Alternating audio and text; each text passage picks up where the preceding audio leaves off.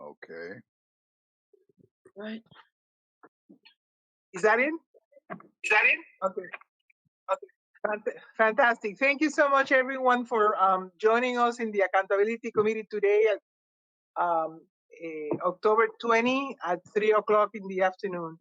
And the first item on the agenda is the approval of the minutes of September 17th. So I will need a motion. So moved. Second. Thank you. Any questions, comments, changes? Then all those in favor, raise your hand so we can just raise your hand. Aye. Thank you. And Aye. Bonnie, yeah, exactly. Thank you, Bonnie. And then the next item of the agenda is the Bridge Academy that we invited to come back this semester so we can have an update. So I would ask Irene and Lisa to provide the background information on the Bridge Academy. Sure. Thank you, Dr. Lopez, and thank you everyone for this opportunity to come together and share this update. I will hand it off to, there's feedback, to our division director, Lisa Lamenzo, who works closely in partnership with our school. So I'll hand it off to Lisa so that she can introduce our partners here and provide you with the update. Lisa? Thank you, Irene, and good afternoon, State Board of Education members. We are here this afternoon to discuss the progress of the Bridge Academy in Bridgeport. Before we begin, I'd like to start with introduction from the school. We have with us today Tyrone Elliott, Executive Director and High School Principal, and Celeste Markle, Board Chair, as well as Tyrone, is Rachel on? Yeah. Oh, she is. Okay. So Rachel, Rachel Allison, who is the elementary school principal. From the department side, we have our charter team. We have Robert Kelly, Felicia Canty, and Shakira Jacobs Vasquez. I'd like to thank Ms. Vasquez for coordinating the efforts specific to the Bridges Corrective Action Plan. And let's go ahead and dive in. So the Bridge Academy opened in 1997, servicing in grades 7 through 12. In March of this, Bridge came before the State Board of Education for its renewal, from which a one-year renewal with probation was issued. The conditions included monthly reporting, announced and unannounced site visits, and corrective action plans to address chronic absenteeism, suspension, academic performance in both ELA and math, and to bring the school's special education program into compliance. Following the State Board of Ed meeting, I was notified that effective immediately, Mr. Tyrone Elliott would now be serving as the director of the Bridge. Within 2 days, Principal Elliott was at the department with a team of State Department staff to plan next steps specific to the focus areas. The school has prepared an overview of the data and significant highlights that was sent to you via the Outlook invite. Please note that pandemic limited data was available last spring. We plan on bringing the Bridge back before accountability and support this spring to provide additional data in another progress update. Today, Mr. Elliott and his team will speak to the progress made thus far, as well as the continued areas of focus moving forward during this critical next year. Principal Elliott. Good afternoon. I just wanted to take this time to say thank you to the board for having us back. It's the last time we were here. We've made some significant changes.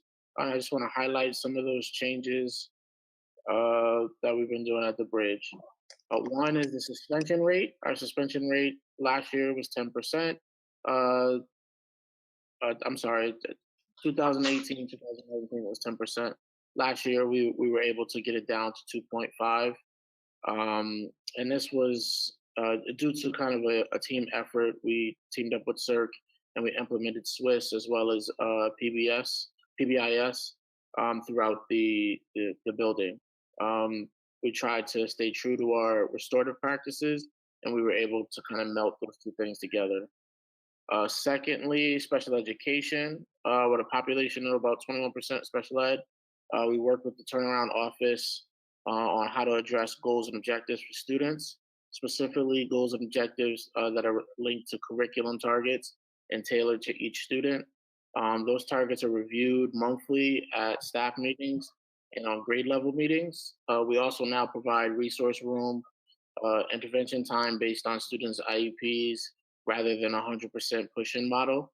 And finally, we've added a specialized reading program called Sundays to support students who have shown significant reading deficits with more intense reading instruction.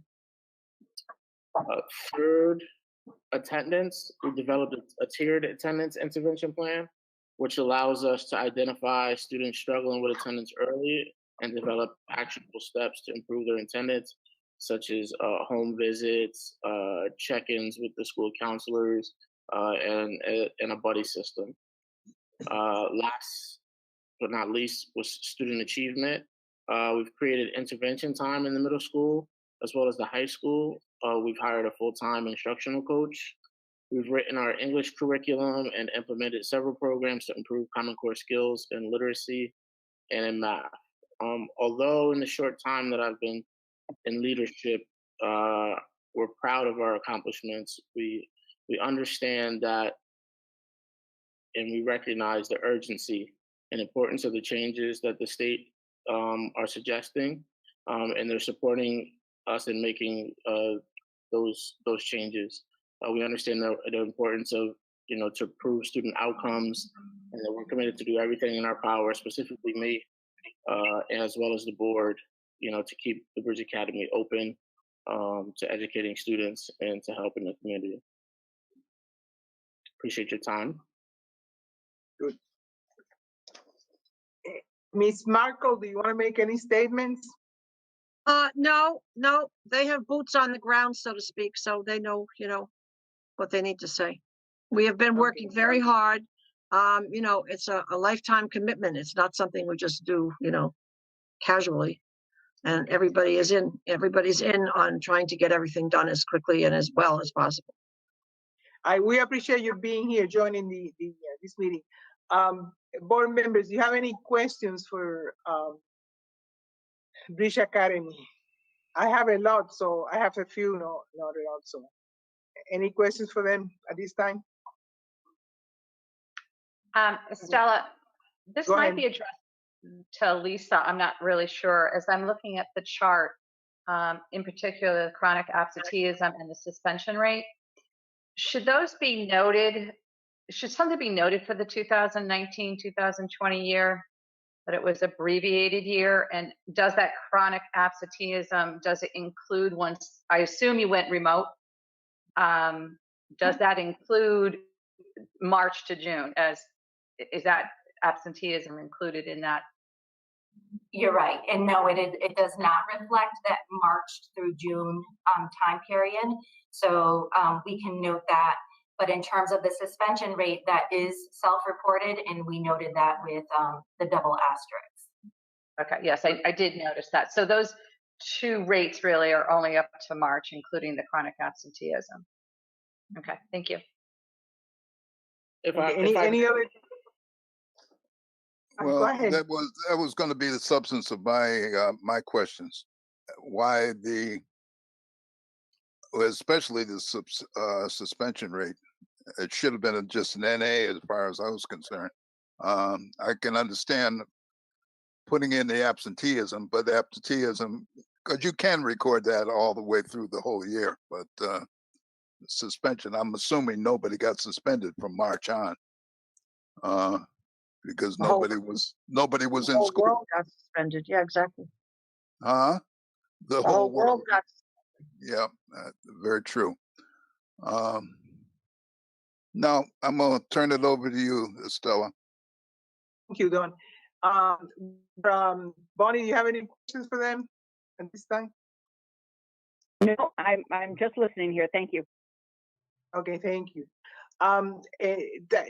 Daron, are you now face-to-face or are you hybrid? How are you conducting your?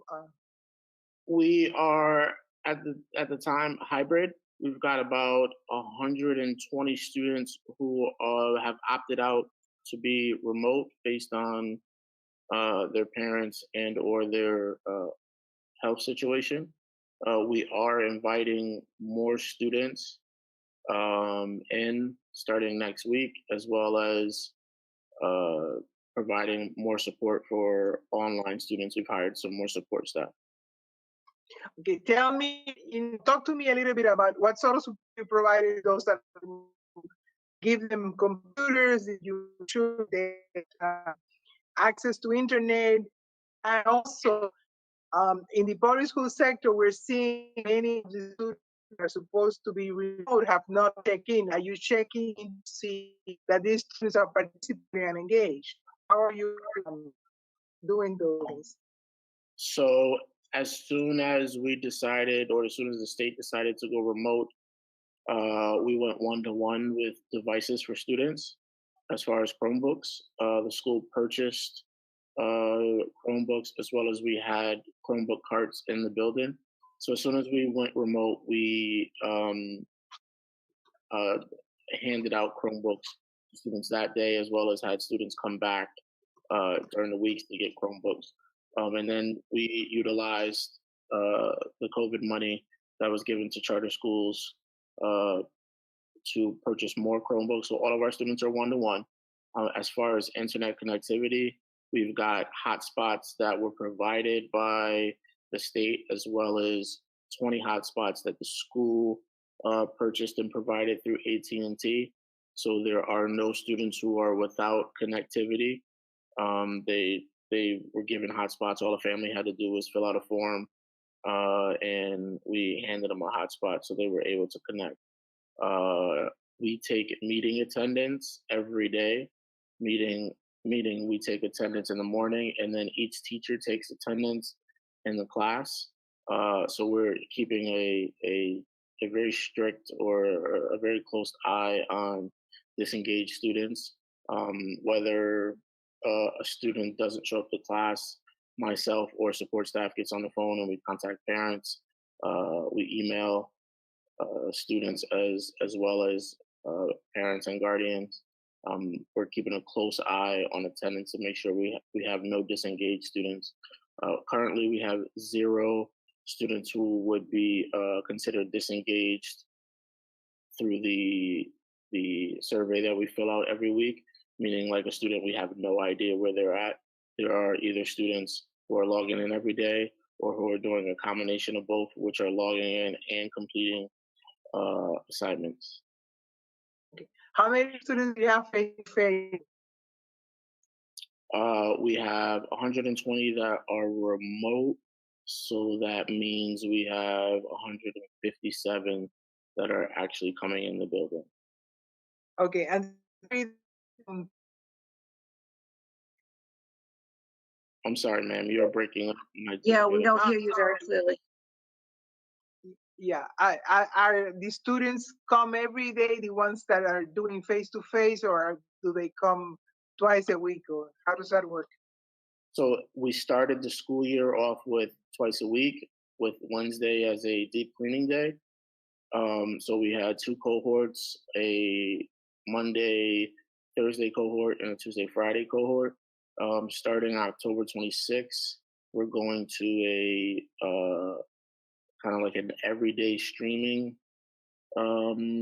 type of situation, meaning if instead of you logging on for 2 days, streaming your class and having independent work the other 2 days, you're going to get a new assignment every day. So you're going to be either streaming in class every day or physically in class every day, unless your parent opted out for remote only.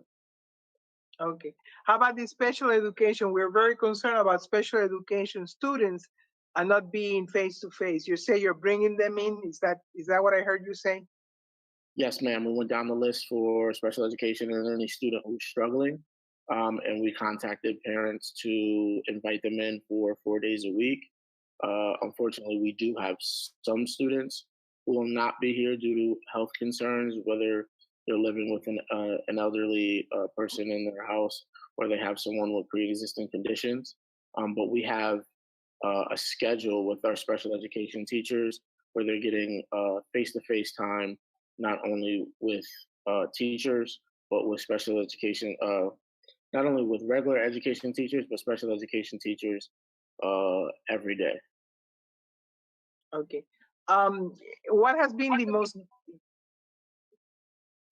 two questions. What has been the one area that you think you have done very well in spite of the challenges of the pandemic, and what area that has been a challenge? Could you talk about those things?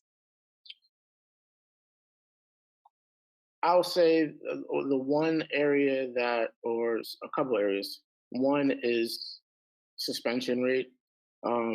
Just the climate and culture in the building, starting the last couple of years, has really changed. We've done a lot with engaging kids in the Pride Matrix and coming up with an acronym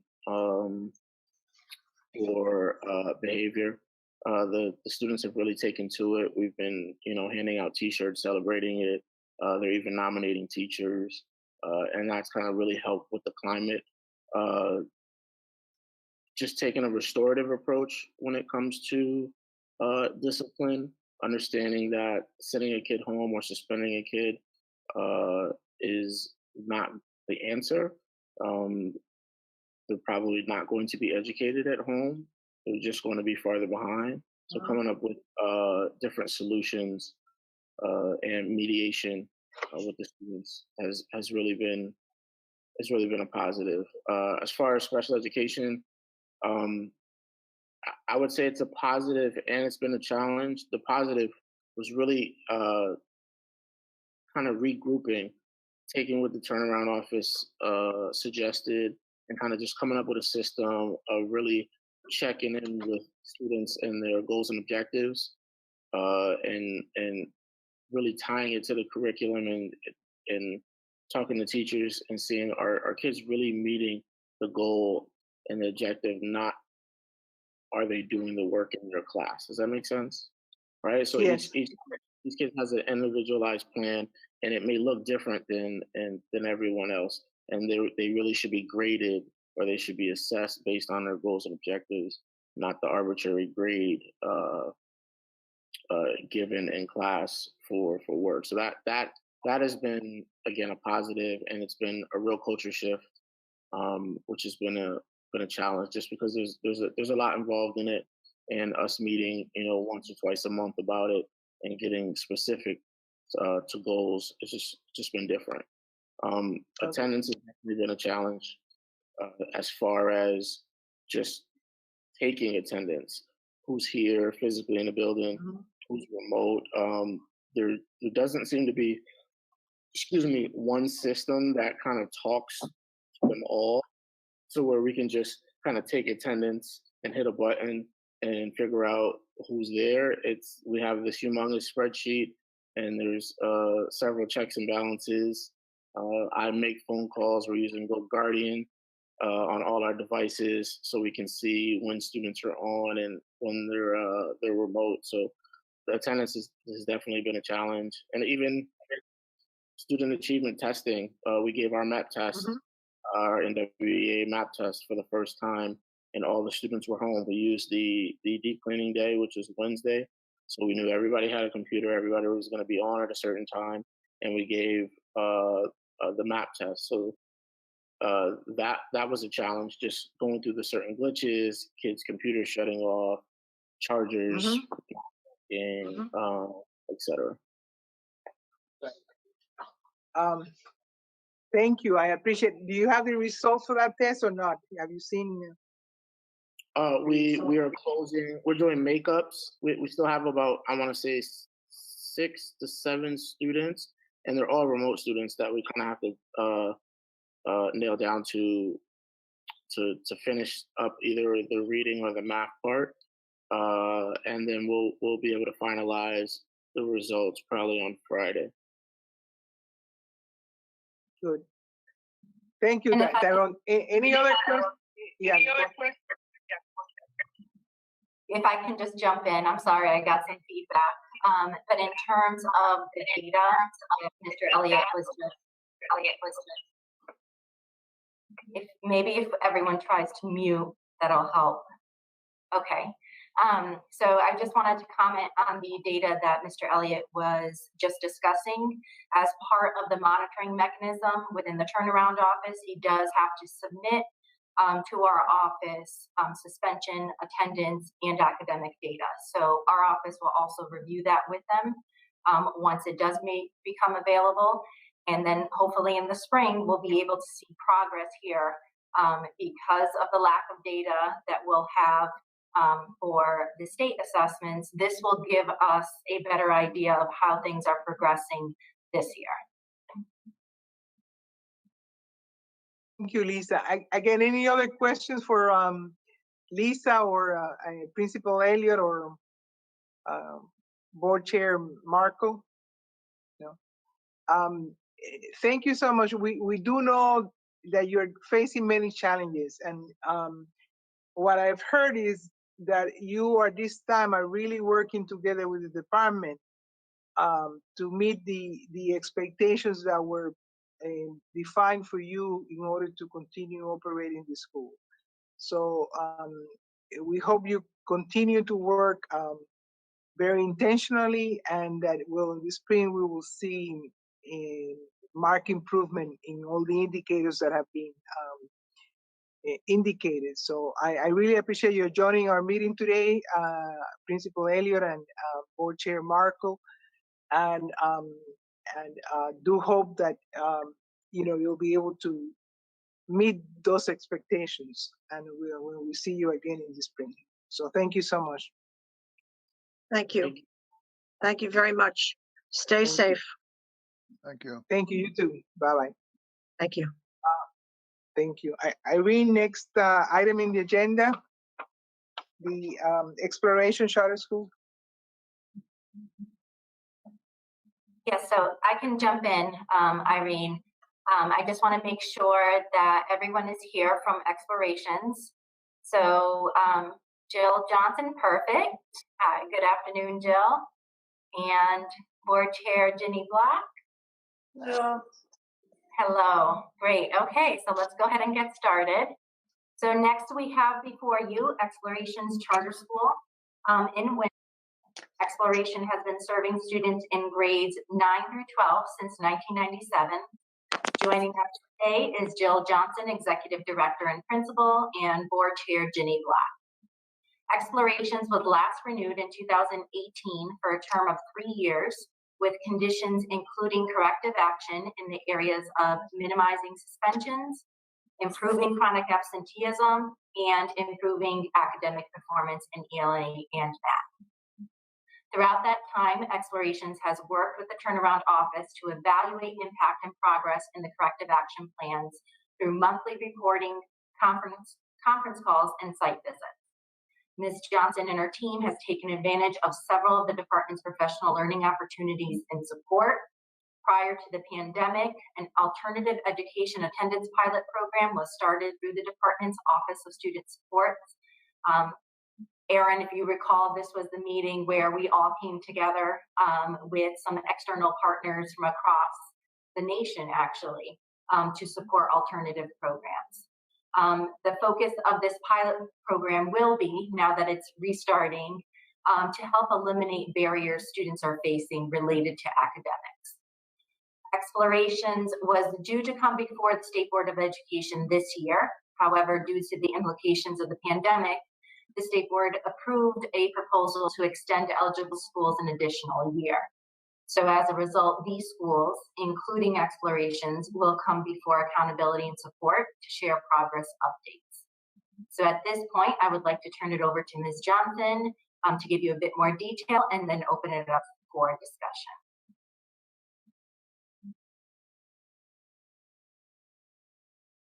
I think you're muted. That's one of the biggest mistakes I make in these meetings. So I do recognize a lot of faces, and Erin, it's great to see you again, because I remember you were in that meeting that we had in Meriden regarding the accountability, the new pilot project. And Dr. Lopez, it's always wonderful to see you as well, and it's nice to see some new faces as well. So just a little bit of an introduction to Explorations. we serve a very unique population. We currently, for this year, have 38% special ed students identified with special education, and an additional 22.1% students who have 504 plans. Additionally, almost 75% of our students qualify for free and reduced lunch. So, you know, taking kind of all of those factors into consideration, we also have begun to rely very heavily upon the state's early intervention tool to kind of help inform us of how we can be better prepared to service the students that are coming to us. For this year, 75% of our incoming freshmen are identified using the EIT as needing a high level of support based on the different criteria that are part of the early intervention tool. And overall, grades 9 through 12, 57% of our students are identified as needing a high level of support, and 35% needing a medium level of support.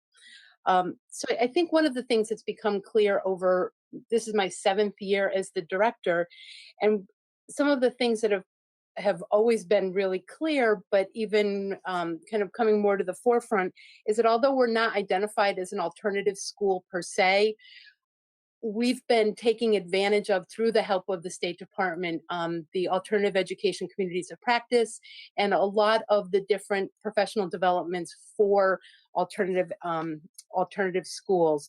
I'm definitely very encouraged and excited to be participating in the Alternative Education Attendance Pilot Project. Unfortunately, we were just getting ready to go when COVID hit. But I did get a phone call yesterday, and the wheel is moving again. So I'm looking forward to that, to getting back going with that.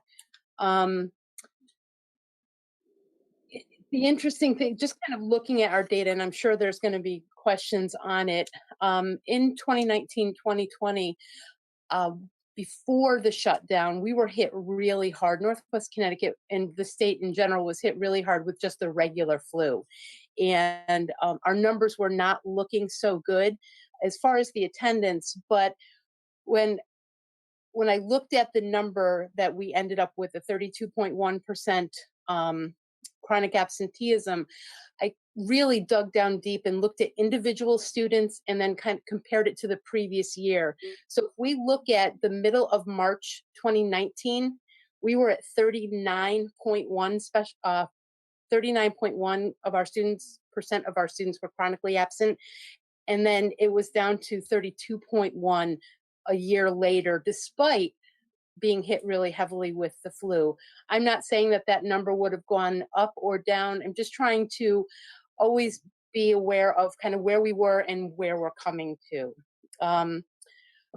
We fared fairly well during the shutdown. We were able to maintain communication with 100% of our students. We had one student who we were in constant communication with him, and despite a lot of working with the family, it was really hard to keep that one student engaged, but we were able to actively engage with all of our students during the shutdown. This year we are open in a hybrid model, and 17% of our students have chosen to be fully remote, and we have 16.2% of our students who are attending fully in person, based on conversations with families and looking at where the students' needs were. They were hard to keep engaged when they were home, so we have them fully in person. That's kind of what I have. I'm sure that there's many questions. Questions? This is Woody. What does it mean that students need a high level of support? What kind of support do you give them? So the early intervention tool identifies, and I don't know all the categories, just a number of categories it has to do with, are they identified as special education? Have they had multiple years of being chronically absent? What are their test scores? Are they routinely either meeting goal or not meeting goal? So there's a lot of different categories, and based on those categories, students are put into one of 3 different levels: needing a high level of support, a medium level of support, or a low level of support. So that support could look like a guided study hall where they might get just a little bit more help in academics. It might look like they need more time with the social worker or a special education teacher to get some support. It really looks different for every student. And fortunately, as a really small school, we're able to really individualize that support for the individual student.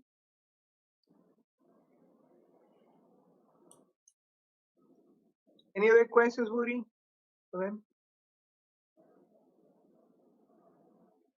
Okay. Any, Erin, Dawn, Bonnie, any questions? I'm good. This is Bonnie. I'm all set. Okay. Erin? I'm all set. Okay. I'm interested in the data that you share regarding the number of face-to-face students. You said it was 69%? 16, the number of students that are in school full time is 16.2%. And then the rest of our students are hybrid, so they're in school 2 days a week and remote 3. Okay. And here's my the quandary that I have. Let me see if I can put it in a rational way so you can understand my question.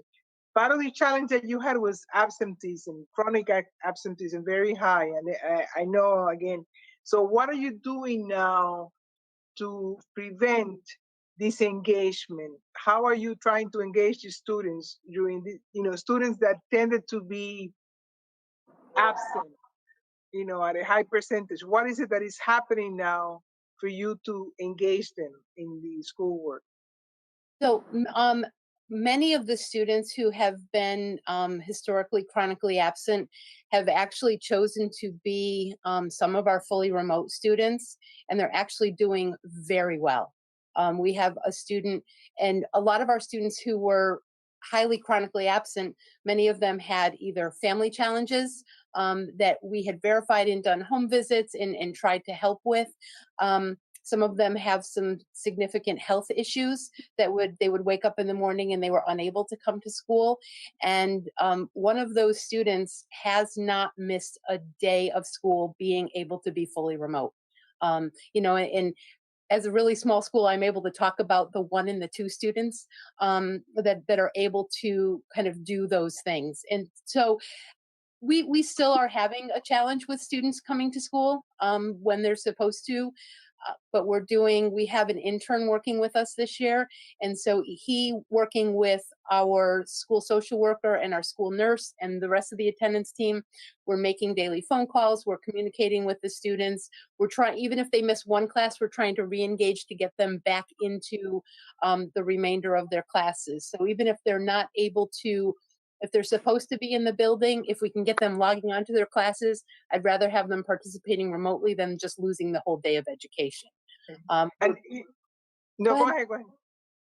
Teachers are also having office hours. So students that have missed earlier in the day, when they get the phone call from, and it could be myself, it could be the social worker or the school nurse, we're then instructing the students to log on for the office hours so that they can recoup the credit for being present and then work individually with the teachers. So the teachers all have an hour and a half of office hours a day at the end of the school day where students will check in with them to go over the lesson and get the support that they need. Let me ask you, because I know I'm very much aware of the type of student population that you have, which is, again, challenging in because lack of a better word.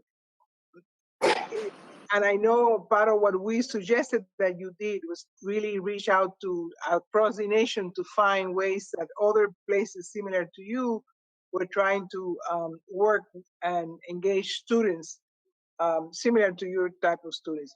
Do you think then that the idea of having remote access could be part of something that happens? That's not only for now, but maybe in future. And also, my second question is, have you been in touch with other schools across the nation also similar to you and to check what they're doing at this time and how they're addressing COVID? I have not. I know that was one of the things that we were working with Lisa and her team on, is trying to identify who those schools, and Lisa was reaching out to her national partners to try to really come up with kind of someone similar to us. And I think that's really one of the things that led us to be included in the alternative schools, the Right. pilot project. Where the national partners are kind of coming to us and able to help us with the different areas that we're focused on. In response to your first question, I really believe that being able to serve students in a fully remote way, while it absolutely does not work for all students and probably doesn't work for the majority of the students, I really think we need to be aware of that minority of students that it does work really well for. The flexibility and the ability to be home and still learning, but also still engaged with the school. So it's not like a standalone project, because they could do that online with a lot of different companies. Right. Still be an active member of the school, and the students that are fully remote are. They're participating. We actually have a club that has started meeting after school, and some of the students are meeting here and some of the students are on the computer. It's still able to be a member of the community, but able to have that flexibility to learn from home. Okay. How about your teachers? Have you provided support for your teachers to teach remotely? How is that going? How is that? Because that's a very different way of teaching. It is. The students or the teachers, we have a few teachers who, for a variety of reasons, have had to teach from their homes. And it's provided technology that they need. And actually, a lot of the teachers prefer to come into the building. So unless they have to quarantine, even if there's no students in the building, they prefer to be here because they're kind of in their comfortable surroundings and can put up on their smart board all the students' faces. I think that was one of the things that the teachers were really missing, is kind of that interaction, and the students were missing. So the first day of school was just so beautiful here, with students coming back and us being able to really interact again. And I will say, I am incredibly proud of both my teachers and my students. We have not had one issue with masks. From day one, it was the expectations were very clear. We have not had one instance where anyone has even had to be reminded to keep wearing their mask. So I'm incredibly proud of that, because you just don't know what to expect. You kind of start out expecting all the bad things that can happen, and it's been just the opposite. All just really nice things are happening. Good. Thank you. I want to acknowledge Ms. Block for joining the meeting. So thank you for being here today. Principal Johnson, what do you anticipate is the biggest challenges in terms of meeting the expectations of this committee regarding the progress for your charter school? I think the biggest challenge is really going to be tied to the academic piece, and like I've said before, to the subcommittee and then in many meetings with the state, is that our students are coming to us from a K-8 systems, many systems, and they're choosing to come here because whatever is happening in their K-8 system isn't working for them. And we have a very lofty goal of for the SAT score, but it's really hard because when you look at the numbers, and this year's senior class, so they're the seniors that were not able to test in the SATs last year. When they came to us as freshmen, the average of all of the students together, they were reading at a third grade level for reading. So I constantly look at the data, but I was looking at it, and that score right now on average is around an 8th grade level right now. We have many students that are reading at and above college level, but the lowest student right now who was reading at a first grade level is now reading at a fourth grade level. So we're making progress, and that was always, and I remember saying it a year ago when I was in front of you, one of the things that we are so craving is to be able to be judged based on our own merits, be able to be judged from where do our students start and where do they end with us. Because trying to get them to be, at grade level by the time they test in the SATs, it's just, I totally understand the reason behind it, but it's definitely a challenge because they're not going to be they're not going to be doing math at a 11th grade level when they started out unable to add, subtract, multiply, and divide. So we really work on the individual and help with the remediation of where they are. Okay, good. Good. Any other questions from any of the other board members? Anything else? I just have a comment.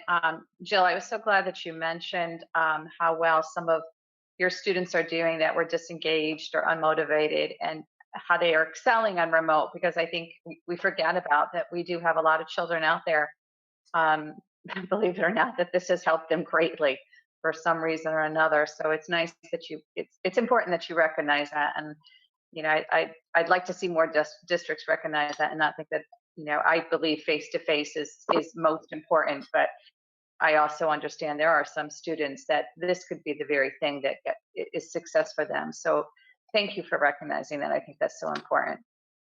Thank you. Anything else?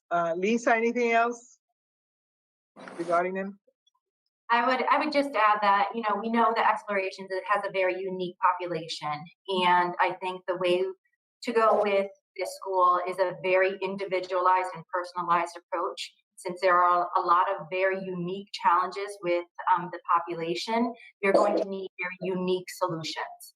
So we're hoping with the support and the connections that you're making through this pilot program that you'll look for unique solutions to addressing it. And it is not, and we know this, we've had this conversation since the get-go, one size is not going to fit all. But I think right now with the pandemic and the model that you are currently implementing, to being very mindful of noticing what's working and what's not, because this will definitely be things that we'll be able to leverage in the future, but making sure that you're really keeping track of the data, all data, and even with staff, what are you noticing? What did we do that made this change in the data? And do we want to continue with it or change courses? So just continuing that kind of mindset. And yeah, we look forward to seeing what progress Explorations can make even amidst this pandemic. Me too. Right, absolutely. And to learn from you, I think, Lisa said it also in her comments, but part of what we're always looking is, even with the students that are less traditional, how do we identify best practices that can ensure that they're also successful, and we can provide them with the best education. So I think we're looking forward to learning from your experience and expertise by you having the introspection to see what is working. So thank you so much for coming before us today. Thank you very much. Thank you all. Bye. Bye-bye. So I think that's the full agenda for the meeting. If Irene sent a link for perhaps after the meeting, those that have time for a conversation, I would like to talk to some of you after the meeting if you're able. So we can do that. If not, is there anything else for the good of the order, Lisa or Irene? Before we break, I mean, if we're gonna meet again, I need somebody to send the link out. Is there, or are we just getting back on with the same link? No, Irene sent it, Dawn. She sent it in an email. She did, huh? Yeah, she can resend it again because Yeah, we can take 10 minutes to, and he's using another platform, another app. So Yeah, no, I just said I didn't get it. So Okay, I can resend. It's a calendar invite utilizing Teams. So, but I will resend. I saw the invite. It came in the Outlook, but I think the And link to- is there. It's hard to see, but it's Correct. Yes, if you open that invitation, you'll see join Teams meeting. there. That's all you have to do. I have it. Okay. Okay. Are you set, And Irene, Dawn? will you be changing the time, Irene? no, I don't see a link. Okay. It doesn't look like a link, Dawn. It says join team meeting. It'd be in the Join form of like a Microsoft button. Teams It meeting. came on my Outlook. It says external planning and conversation beginning at 4:10. But there's nothing, unless I'm missing it, for me to click on to. And there's I think nothing, there's anything in here about Zoom. Wait a minute. no, it's not Zoom. It's not Zoom. It says join Microsoft The team go- meeting. On the go-to meeting, I understand. Okay. Would you like me, it's Leslie, would you like me to just personally email you the link so you can just click on it? Yeah, I would appreciate that. Okay, Yeah. I'll do Okay, that so- right now. So Irene, can we do it at 4 so we don't take too much time? Sure, you can join the meeting early. Yes, that's fine. Okay. Let, Okay. let everyone stretch and breathe, and then we can come back at 4 through the Teams. Absolutely. Thank you. I think you may need to adjourn the meeting though before we go. Oh, I'm adjourning the meeting officially. Thank you so much.